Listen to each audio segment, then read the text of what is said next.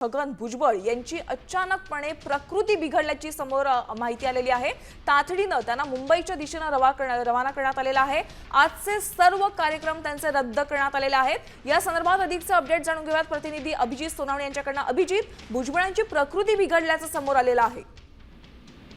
अगदी खरं आहे। भुजबळांच्या पोटामध्ये आज सकाळी अचानकपणे दुखू लागलेलं होतं, त्यामुळे नाशिकच्या एका खासगी हॉस्पिटलमध्ये सिटी स्कॅन आणि अन्य काही तपासण्या त्या ठिकाणी करण्यात आलेल्या होत्या। मात्र छगन भुजबळ यांची प्रकृती अस्वस्थ झाला नाही, त्यांचे सर्व दौरे रद्द केलेले आहेत आणि आता अधिक उपचारासाठी त्यांना मुंबईला रवाना करण्यात आलेला आहे।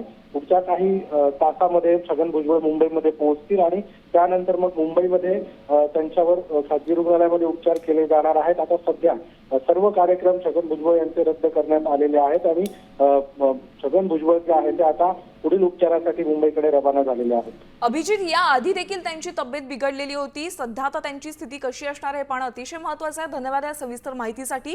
तर सध्या आपण ही थेट एक मोठी बातमी समोर आलेली आहे। भुजबळांची प्रकृती अचानक बिघडलेली आहे, त्यामुळे त्यांना मुंबईच्या दिशेने रवाना झालेले आहेत। मुंबईतल्या एका मोठ्या रुग्णालयामध्ये त्यांची आता पुढील तपासणी होणार आहे आणि पुढे त्यांच्यावर